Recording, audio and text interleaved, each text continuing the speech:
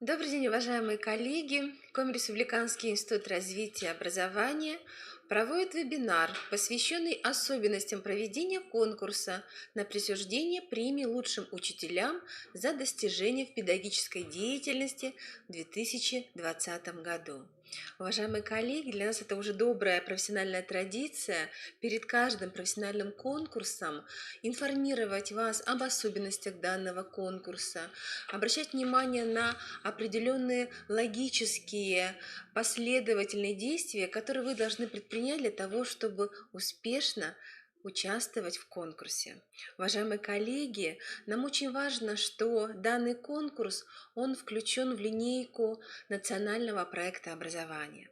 Сегодня на уровне государства несколько мероприятий сформированы именно в рамках государственной поддержки лучших педагогов.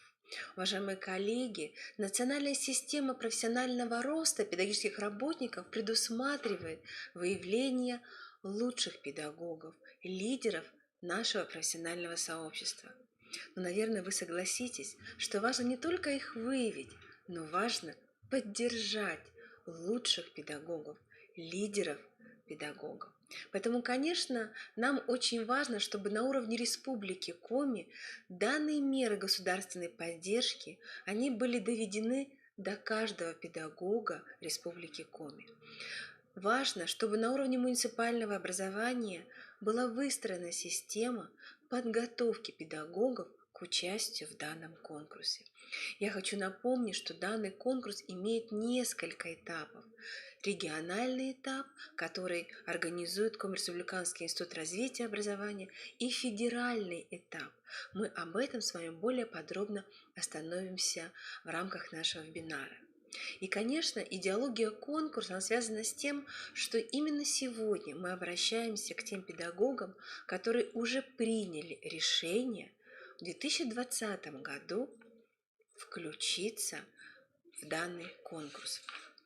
Итак, уважаемые коллеги, мы остановимся на нормативно-правовом регулировании данного конкурса в 2020 году. Мы хотим вам напомнить, что указом президента Российской Федерации от 28 ноября 2018 года данный конкурс был инициирован. И он действительно важен с точки зрения даже наименования. Это конкурс о премиях лучшим учителям за достижения в педагогической деятельности. Уважаемые коллеги, очень важно, что конкурс проходит ежегодно, и он приурочен ко Дню Учителя. Именно к 5 октября подводятся федеральные итоги данного конкурса. Хотим обратить внимание, что в постановлении правительства Российской Федерации были в этом году внесены изменения. Очень важно, что в рамках данных изменений рассматривается именно регламент участия в данном конкурсе. Обратите внимание, уважаемые коллеги, в данном документе уточняются требования к участникам конкурса на присуждение премии лучшим учителям. Согласно постановлению, на участие в конкурсе имеют право учителя с установленным объемом учебной нагрузки 18 часов в неделю за ставку заработной платы и со стажем педагогической деятельности не менее 3 лет. Конечно же, основным местом работы которых является образовательная организация, реализующая образовательные программы начального общего, основного общего и среднего общего образования. Уважаемые коллеги, очень важно, что ранее имели право участвовать в конкурсе лица, которые ранее претендовали на данную премию. И вот в этом году мы хотим внимание обратить, что учитель, получивший премию, предусмотренную ранее действующим указом президента от 28 января 2010 года, имеет право повторно участвовать в конкурсе не ранее, чем через 5 лет. То есть, уважаемые коллеги, конечно, мы понимаем, что указ, о котором мы сегодня говорим, да, он принят в 2018 году. И по этому указу педагоги имеют право участвовать в конкурсе, начиная с 2019 года. Но предыдущий указ, он пролонгирован. И это очень важно, что коллеги, которые принимали участие в 2015 году, уже в этом году имеют право участвовать. А вот кто принимал участие в 2017 году, уважаемые коллеги, к сожалению, права на участие в этом году еще не имеют. Поэтому, уважаемые коллеги, на это мы обращаем внимание, и в рамках технической экспертизы наши коллеги, к большому сожалению, данные документы не будут рассматривать впоследствии. Итак, уважаемые коллеги, в Республике Коми конкурс объявлен. Издан приказ Министерства образования, науки и молодежной политики Республики Коми от 24 апреля 2020 года. Коллеги, очень важно, что на сайте нашего института в разделе «Профессиональные конкурсы», на сайте профессиональных конкурсов опубликованы все документы, которые регламентируют данный конкурс. Мы хотим внимание обратить на цель данного конкурса. Конечно, мы понимаем, что это стимулирование учителей к совершенствованию преподавательской и воспитательной деятельности, развитие их творческого и профессионального потенциала. И мы понимаем, о чем я говорила в начале вебинара, что наши коллеги готовятся к участию к данному конкурсу. Мы сегодня понимаем, что лидером профессионального сообщества, лучшим учителем действительно можно стать в период подготовки к данному конкурсу. И не случайно мы говорим о периоде 3 года. Это очень важно с точки зрения наращивания профессионального потенциала. Конкурс на присуждение премии лучшим учителям имеет определенные суммы. Мы на сайте тоже разместили эту информацию, и что важно, что сумма премий, начиная с 2019 года, 200 тысяч рублей, и она, коллеги, не подлежит налогообложению. Уважаемые коллеги, если мы говорим о количестве премий, то согласно приказу Министерства просвещения Российской Федерации, общее количество премий на уровне Российской Федерации 1000. Количество премий для Республики Коми – это квота 6 премий. Уважаемые коллеги, количество премий из республиканского бюджета 150 тысяч рублей, которые тоже не подлежат налогообложению. Правила проведения конкурса на присуждение премии, они представлены в рамках приказа Министерства образования, науки и молодежной политики Республики Коми. Как мы уже сказали, приказ опубликован, и мы хотим внимание обратить, что основными принципами проведения данного конкурса являются принципы государственной политики и поддержки лучших педагогов. Это гласность, открытость, прозрачность всех процедур и обеспечение равных возможностей для участия в данном конкурсе каждого педагога, который соответствует требованиям, представленным в постановлении правительства Российской Федерации. Итак, уважаемые коллеги, участниками конкурса в 2020 году имеют право быть учителя с установленным объемом учебной нагрузки 18 часов в неделю за ставку заработной платы. Стаж педагогической деятельности не менее 3 лет. Уважаемые коллеги, лица, осуществляющие в образовательных организациях административные или какие-то другие организационные функции, права на участие в конкурсе не имеют. Я внимание обращаю именно на наименование данного конкурса. Это премия лучшим учителям. Поэтому мы внимание на это обращаем, что действительно принимать участие в конкурсе может именно учитель, у которого обозначена данная должность в трудовой книжке. Не имеет права на участие в конкурсе преподаватели средних профессиональных образовательных организаций, преподаватели основ безопасности жизнедеятельности, потому что это уже отдельная должность. И, конечно, мы внимание обращаем на особенности выдвижения учителей для участия в конкурсе. Выдвижение обязательно производится с письменного согласия заявителя, коллегиального органа управления образовательной организации.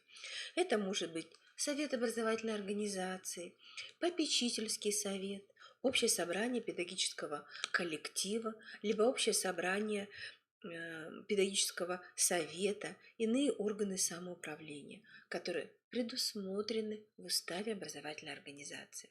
Уважаемые коллеги, мы просим на это внимание обратить и в приказе Министерства образования, науки и молодежной политики Республики Коми как организатора конкурса, его учредителя, конечно, все эти моменты определены.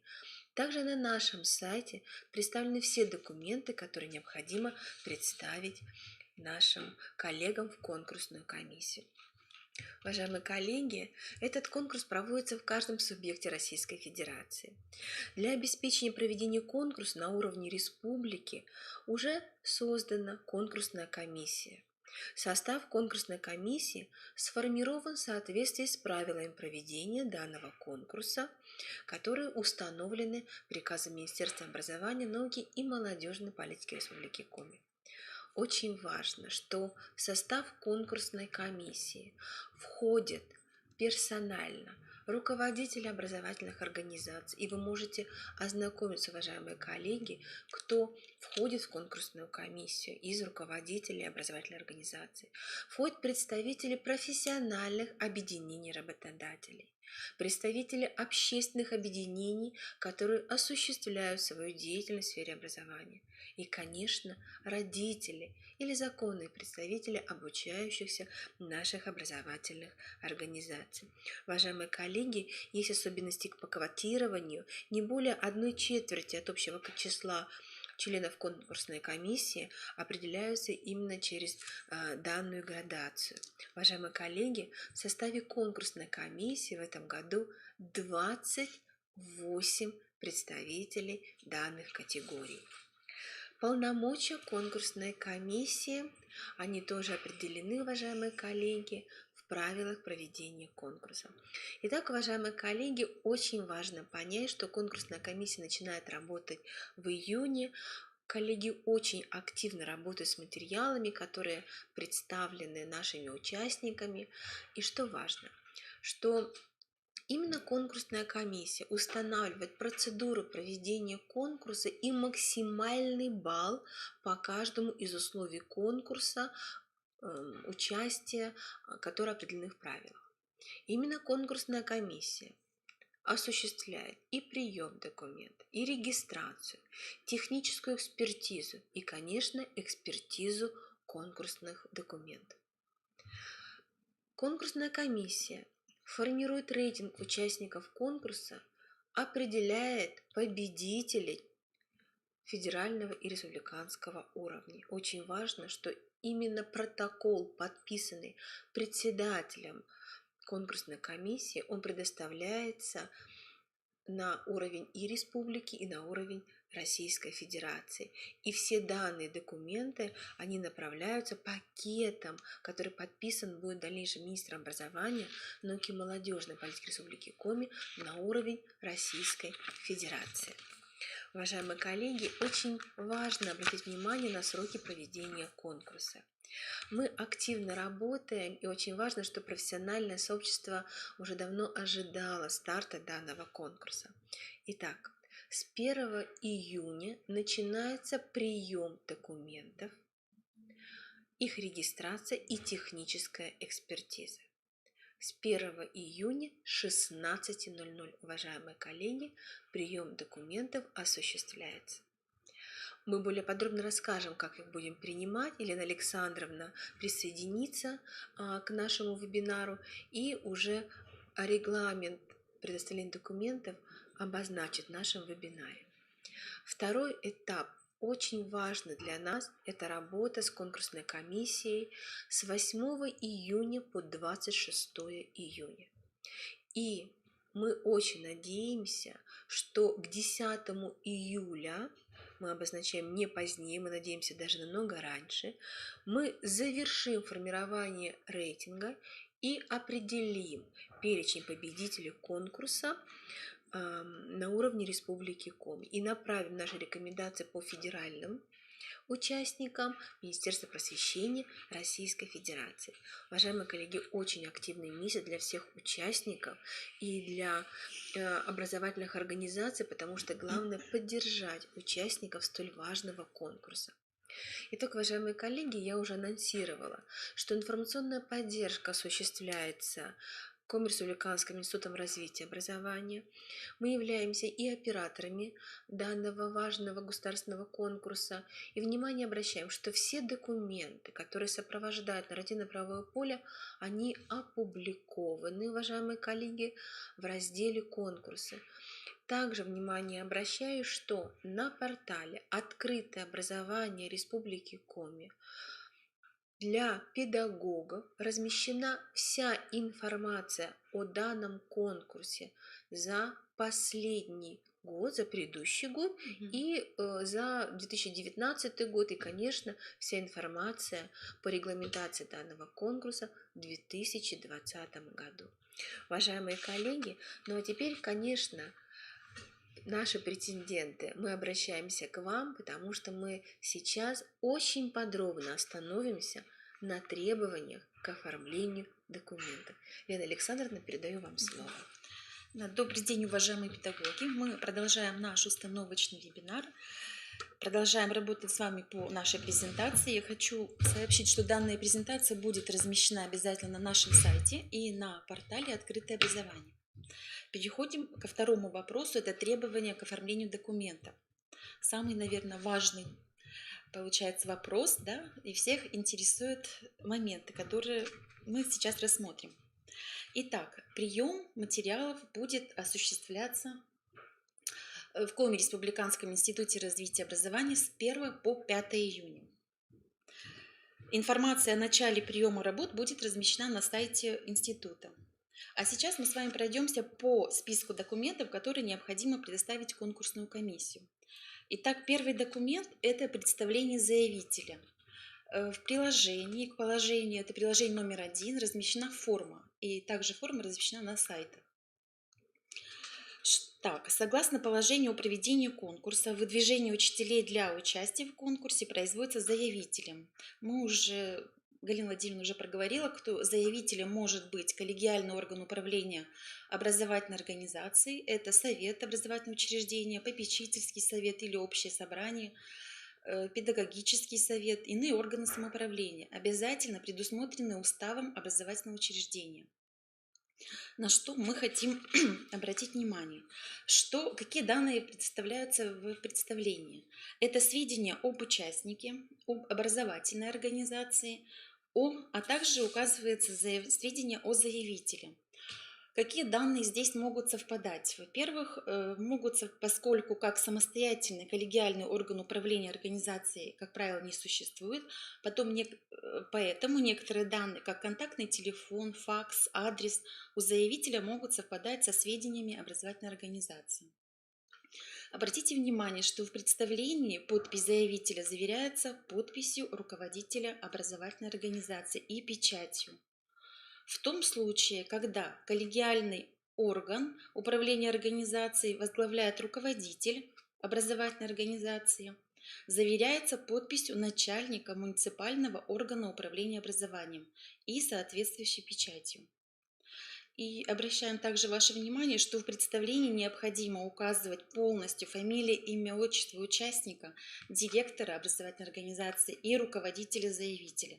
Очень часто указывается только фамилия и инициалы. представлению прилагается выписка из решения коллегиального органа управления образовательной организации о выдвижении учителя. На слайде вы видите примерный образец выписки. Данный образец мы тоже разместим на сайте. Что здесь должно быть? Да, обязательно выписка из протокола заседания. Это полное наименование коллегиального органа управления образовательной организацией, кто присутствовал, так, кто у нас выступающий, и в конце решение. Обязательно решение должно звучать: выдвинуть на участие в конкурсе на присуждение премий лучшим учителям за достижения в педагогической деятельности, фамилию, имя, отчество участника. И подписывает председатель данного органа управления.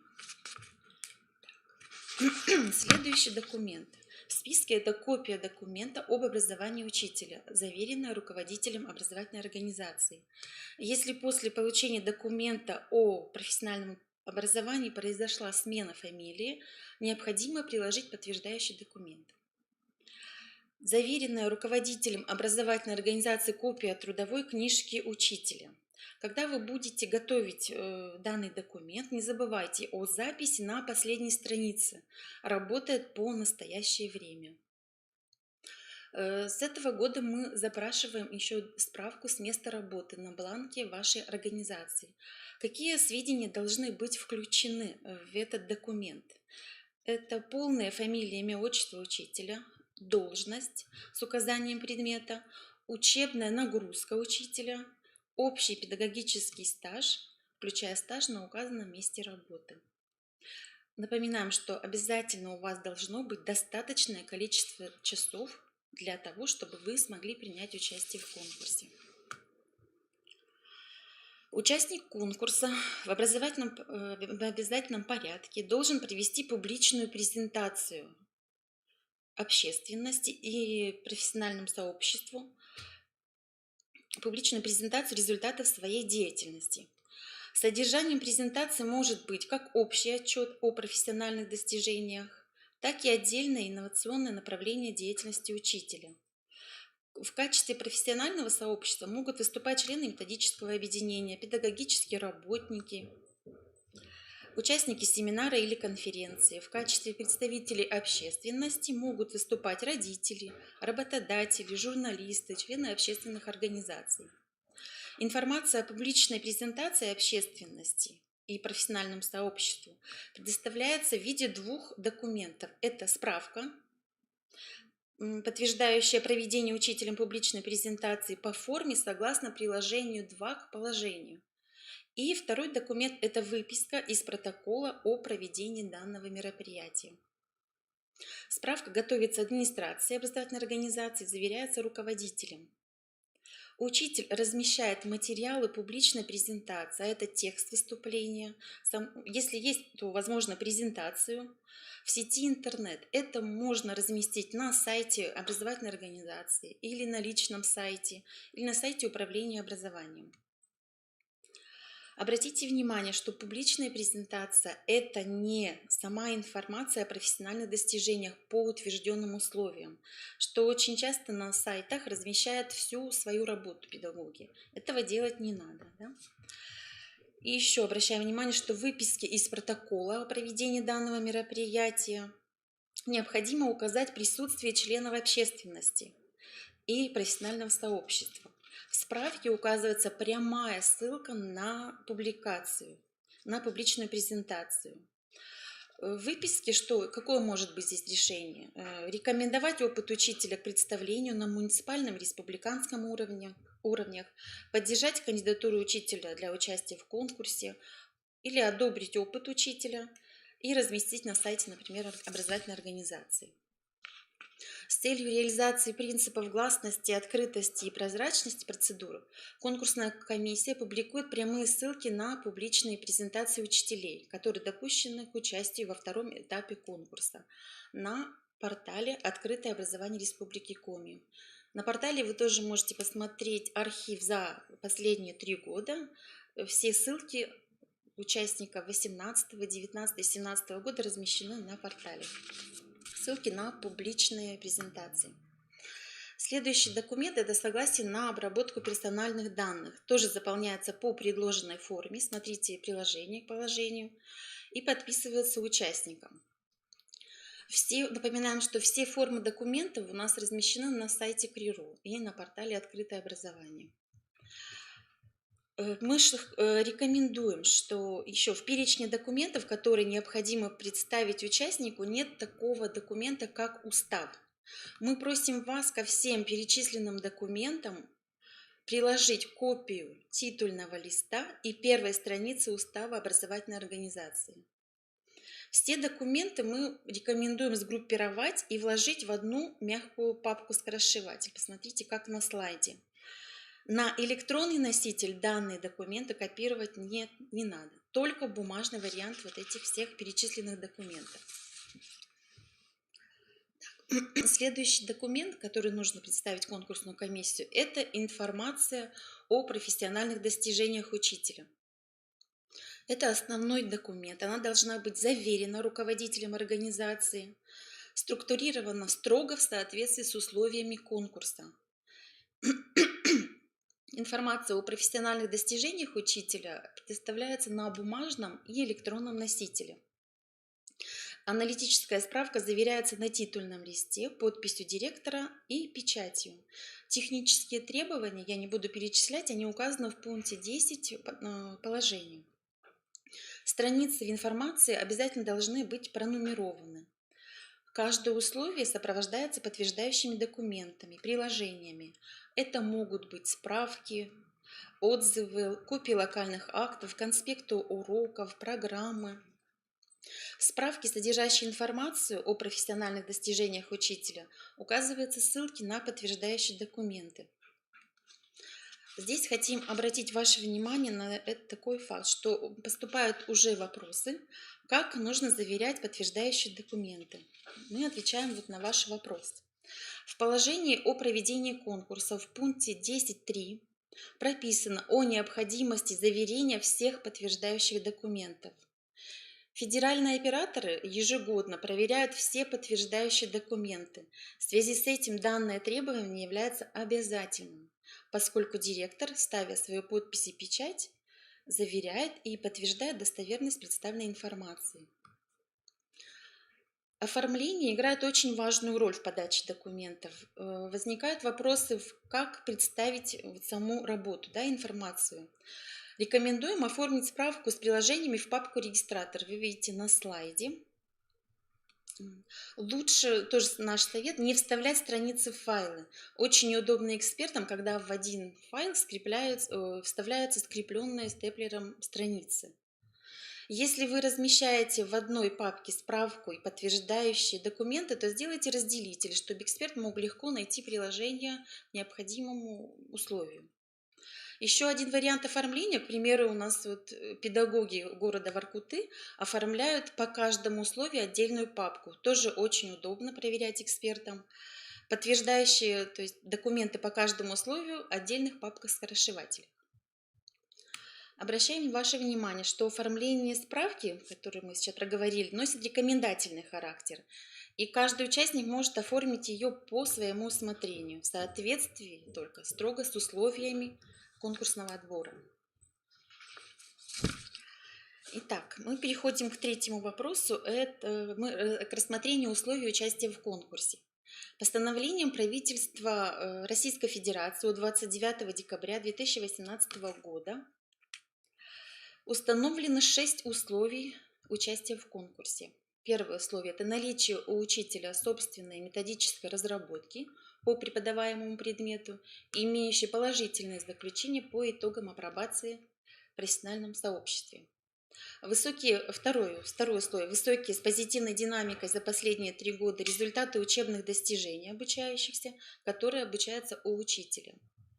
Третье условие – высокие результаты внеурочной деятельности обучающихся по учебному предмету, который преподает учитель.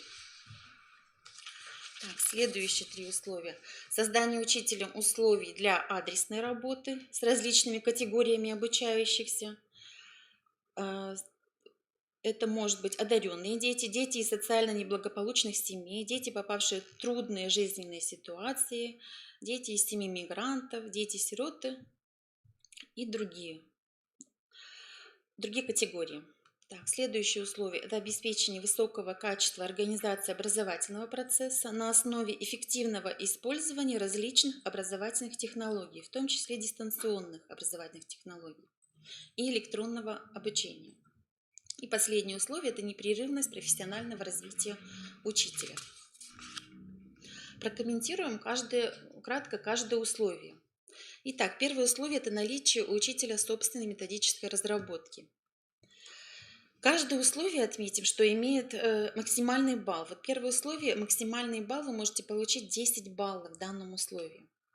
Здесь, возможно, необходимо представить методическую разработку, которая апробирована и получила по итогам апробации положительное заключение за последние 5 лет. Так, не буду, давайте перечислим тогда показатели. Первое – это системность методической разработки. Методическая разработка может быть к уроку, к нескольким урокам темы, к разделу курса или по всем разделам программы учебного предмета за 1 год или более. Второй показатель – соответствие содержания методической разработки в ГОСТ в части достижения планируемых результатов освоения основной образовательной программы. И третий показатель – результаты апробации методической разработки на уровнях различных, на школьном, на муниципальном, на региональном уровне или на российском. В этом условии можно получить 1 бонусный балл за разработку, имеющую статус авторской. Но здесь обязательно должно быть подтверждение, да, сертификат Республиканского экспертного совета. Да. Значит, самое главное в этом условии, да, это методическая разработка именно по преподаваемому предмету. Обратите внимание на формулировку самого условия, которая в первую очередь указывает на обязательность предъявления разработки, а не только аннотации к ней. То есть наличие должно быть разработки. Иногда бывает так, что в информационной справке педагог дает краткую аннотацию на саму разработку, а эксперт в приложениях, подтверждающих документах, не видит ни ссылки на работу, ни саму разработку на бумажном носителе. То есть разработка должна быть. Так, при описании разработки в аналитической справке необходимо указывать цель, актуальность, системность, технологичность и соответствие содержания виду методической разработки. Содержание разработки может раскрывать вашу авторскую методику преподавания предмета, может представлять собой подробное рассмотрение одной какой-либо проблемы, изложение результатов работы, выводы, рекомендации. Это может быть методические рекомендации, методические указания, учебные пособия. Также могут быть представлены программно-методические материалы, комплекты учебно-дидактических материалов, обязательные, включающие методическое руководство и указания по их использованию. Сами рекомендации включают в себя титульный лист, аннотацию, сведения об авторе, пояснительную записку, содержание, список рекомендуемой литературы по данной теме, и если есть приложение, то должны быть еще представлены приложения. Методическая разработка должна иметь положительные отзывы, оценки на уровне образовательной организации или на муниципальном уровне, на республиканском и российском уровнях. Какие могут быть подтверждающие документы? Могут быть отзывы, рецензии, также копии локальных актов об апробации. Это могут быть и комментарии, например, на официальных сайтах, тоже подтвержденные скриншотами. Информация об апробации методической разработки, ее результативности тоже прописывается в тексте аналитической справки. Да, мы уже сказали, значит, по этому условию, что может быть в приложении? Сама разработка, отзывы, рецензии, сертификат, да, справки, подтверждающие факт апробации и диагностические материалы по метапредметным и личностным результатам. Обращаем внимание, что на все приложения должны быть даны корректные ссылки в тексте аналитической справки. Переходим, наверное, да, к следующему условию. Это высокие результаты учебных достижений обучающихся. Информация, которая представлена в данном условии, должна отражать высокие результаты учебных достижений обучающихся, а также их позитивную динамику за последние 3 года. Какие годы мы берем? Значит, это 2017-18, 18-19 и 19-20 учебные годы. Данные заносятся в соответствующие графы таблицы, да, обязательно в хронологической последовательности и в сравнении и в положительной динамике. Важным показателем является освоение программы по предмету всеми обучающимися учителя. И смысл критерия в том, что оценивается именно динамика, прирост учебных достижений тех учащихся, с которыми последние 3 года работает учитель. Таким образом, в этом условии вполне возможна ситуация, когда абсолютно итоговые показатели учащихся невысокие, но по сравнению со стартовыми результатами они свидетельствуют об очевидном прогрессе.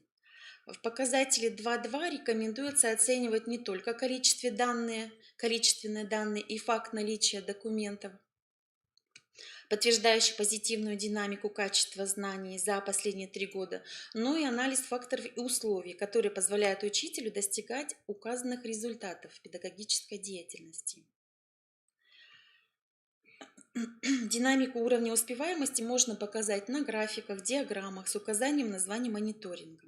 В приложении могут быть в качестве доказательств размещены административные справки, ксерокопии результатов государственной итоговой аттестации, всероссийских проверочных работ, промежуточной аттестации и другие документы. Кроме того, необходимо наглядно, то есть при помощи графиков, таблиц, показать положительную динамику количества участников и количество победителей и призеров Всероссийской олимпиады школьников за последние 3 года. Так, условие третье. Высокие результаты в неурочной деятельности обучающихся по учебному предмету. В данном условии необходимо представить высокие результаты в неурочной деятельности обучающихся по предмету, который ведет учитель. Здесь рассматривается системность работы учителя. Так, 3.1. Введение на протяжении ряда лет кружков, секций, факультативов, научных обществ учащихся должно быть подтверждено выписками из тарификаций, справками администрации образовательной организации. Программы кружков, секций, школьных клубов, конференций должны быть оформлены в соответствии с требованием локальных нормативных актов образовательных организаций и размещены в приложении. Необходимо раскрыть инновационную составляющую представленных программ, подтвердить наличие публикаций в официальных изданиях муниципального, республиканского, федерального уровней. Если есть, то наличие, может, авторского сертификата экспертного совета Республики Коми. Результаты внеурочной деятельности учителя – это участие и достижения обучающихся в конференциях, конкурсах, спортивных соревнованиях, концертах, семинарах. Констатируется в справке обязательной ссылкой на приложение, где размещаются наградные документы, дипломы, сертификаты, грамоты, выписки из приказов о поощрении учителя за высокие достижения его обучающихся во внеурочной деятельности именно по предмету. Показатели 3.2 рекомендую обращать внимание на разнообразие творческих работ учащихся, проектов, исследований, конференций, конкурсов и различных других мероприятий, в которых принимают участие школьники. Данные показатели оцениваются экспертами по наличию полной и достоверно подтвержденной информации о названиях и уровнях. Обязательно указать уровни муниципальные, республиканские и другие, уровнях конференций, конкурсов и других мероприятий, в которых принимают участие школьники. Это могут быть представлены в подтверждении копии приказов, копии положения о проведении мероприятий, программы конференций и конкурсных мероприятий, копии заявок на участие в конкурсах и другие документы. Подтверждающие документы по показателю 3.4 высокие достижения учащихся, участвующих во внеурочных мероприятиях, здесь могут быть также копии приказа о награждении, копии дипломов, грамот, благодарственных писем. Позиции показателя оцениваются отдельно на каждом уровне экспертами – муниципальном, региональном, федеральном и международном. Если претендентам подтверждены высокие достижения во внеурочных мероприятиях муниципального, регионального, федерального уровня, то в экспертное заключение выставляется итоговый балл, равный сумме баллов по каждому уровню. Обращаем тоже также внимание, когда вы будете готовить подтверждающие документы, на одном листе можно разместить несколько, да, сканов наградных документов, 4 или 6, но главное условие, чтобы это было читабельно, чтобы можно было рассмотреть. Так, что касается, значит, мы рассмотрели высокие результаты внеурочной деятельности.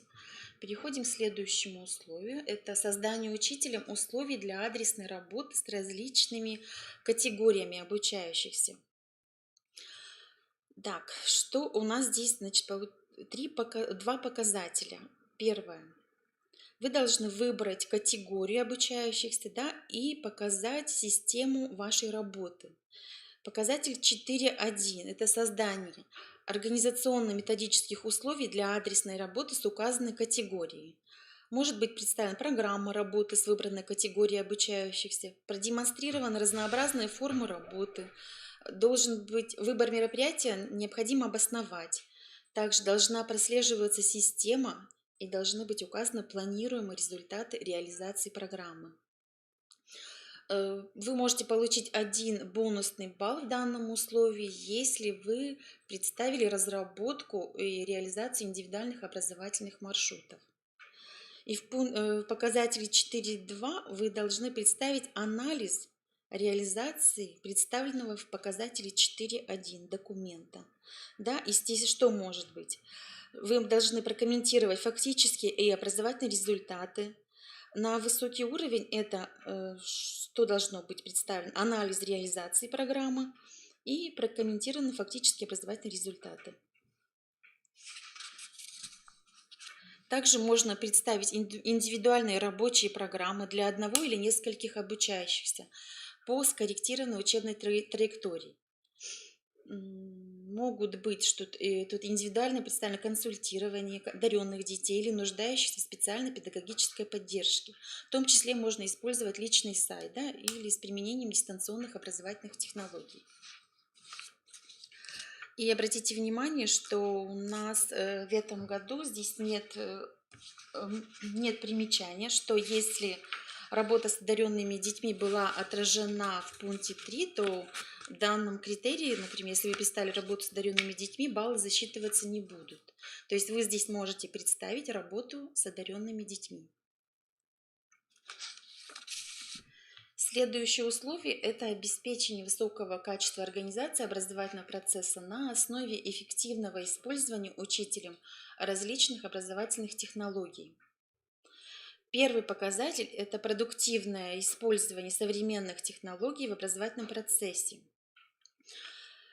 Так, что на низкий уровень, что должно быть представлено? Указана деятельность на образовательной технологии, обосновано ее использование, отражена эффективность ее применения и представлен один конспект урока, который демонстрирует грамотное понимание указанной технологии. Это на низкий уровень. Средний уровень должно быть. Что должно быть?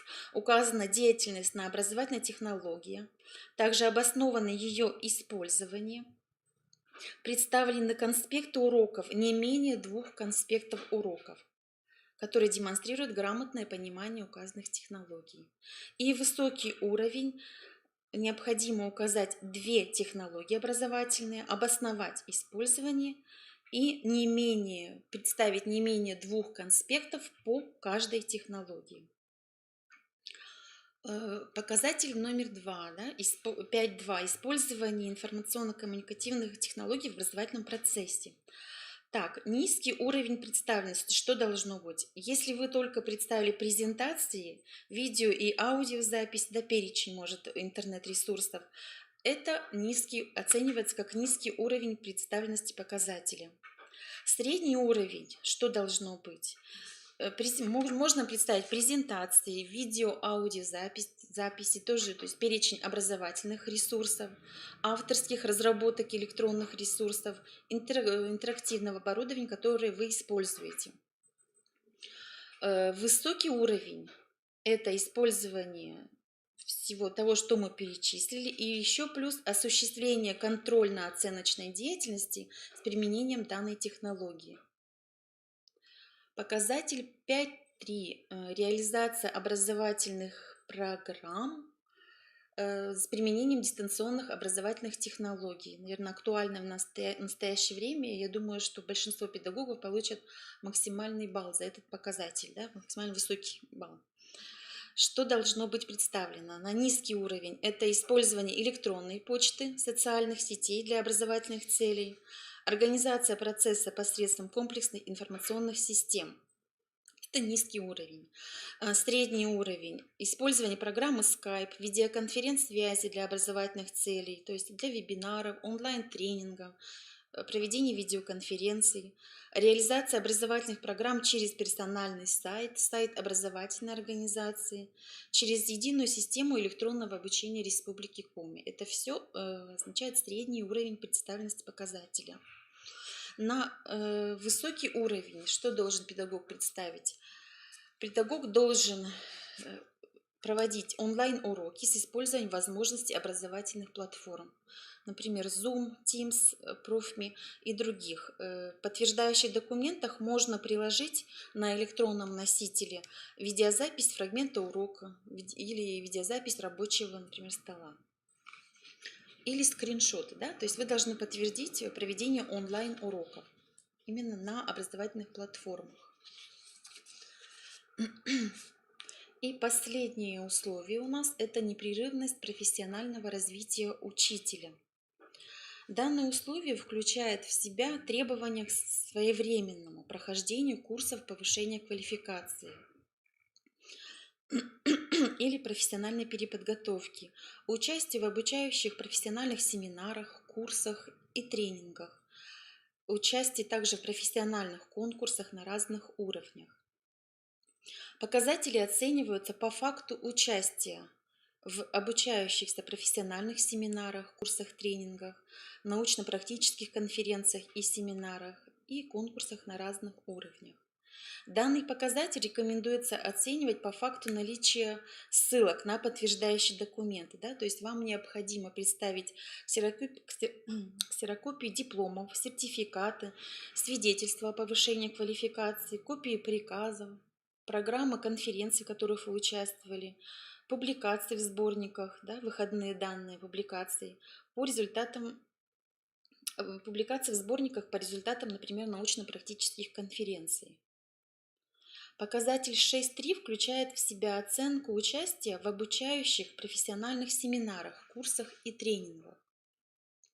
Участие в обучающих семинарах и в курсах, тренингах, что здесь учитывается? Учитывается включенность учителя в качестве преподавателя в реализации включенность учителя в реализации образовательных программ, курсов повышения квалификации, профессиональных семинаров, как ведущих профессиональных тренингов, также руководителя стажировки педагогов. Участие в научно-практических конференциях учитывается факт участия в качестве педагога в качестве докладчика или выступающего, участника дискуссий на круглых столах в рамках научно-практических конференций. По показателю 4.6 рассматриваем участие педагога в профессиональных конкурсах разного уровня. Экспертами следует отметить, что в данном показателе экспертами оценивается не только сам факт наличия документального подтверждения участия в том или ином конкурсе или наличие дипломов призера, победителя, да, но и на то, насколько аргументированно учитель описывает непрерывность своего профессионального развития. Вы должны показать, какой результат вашего участия, что вам дал этот конкурс, что изменилось в вашей работе, да, когда вы приняли участие в этом конкурсе, какой опыт вы наработали. Обратите на это внимание. И аргументированное описание вам даст больший балл, чем просто документальное подтверждение просто наградных документов. Да? И обращаем ваше внимание, что в показателе 4.6, вы уже, наверное, заметили, в очных конкурсах не указан период. за какое время, за какой период вы должны представить документы, поскольку здесь учитывается сам факт вашего участия. Информация об участии в заочных конкурсах, в республиканских, должна быть представлена за 5 лет, а в заочных федеральных за последние 3 года. То есть участие в очных конкурсах, скажем, бессрочное, да, вы можете представить документы, в которых вы участвовали, в тех конкурсах, в которых вы участвовали. И что еще хочу сказать? Ну, вот мы рассмотрели кратко с вами условия, 6 условий в соответствии с правилами проведения конкурса. Вы оформляете информационную справку строго в соответствии с данными условиями. Напоминаю еще раз, что аналитическая справка заверяется на титульном листе. Образец оформления титульного листа указан также в приложении к положению по проведению конкурса. Еще раз напоминаем, что все подтверждающие документы должны быть заверены директором. Можно такой вариант рассмотреть. Рекомендуем вам сделать на каждой странице, да, до распечатки, нижний колонтитул верно. Вот на образце можно посмотреть на слайде. Директор школы заверяет, да, подпись и расшифровка подписи, и указываете дату, когда подписывает ваши документы директор школы. Вот. И еще раз на фото представлена папка, то есть в такой папке можно представить сами документы. Ну что, мы кратко рассмотрели с вами основные моменты, которые могут возникнуть, и вопросы, которые могут возникнуть в процессе подготовки конкурсных материалов. Если есть вопросы в чате, нет вопросов? Есть? Есть вопросы. Да. Ну, как нам сказали, в чате очень много вопросов. Мы обязательно зафиксируем все вопросы, и уже завтра вы получите ответы на данные вопросы. Мы разместим ответы на сайте Коми Республиканского института развития образования в разделе «Деятельность. Конкурс на присуждение премий лучшим учителям для достижения педагогической деятельности». Так, и все разъяснения вы получите в ближайшее время на сайте КРИРО. Также вопросы вы можете задавать по электронной почте. Электронная почта указана на слайде, и контактный телефон тоже указан. Следите за информацией на сайте конкурса. Мы благодарим вас за участие в нашем установочном вебинаре. Желаем вам успехов и удачи в конкурсном отборе. Презентация будет размещена сегодня на сайте Коми Республиканского института развития образования. Благодарим за участие. Все.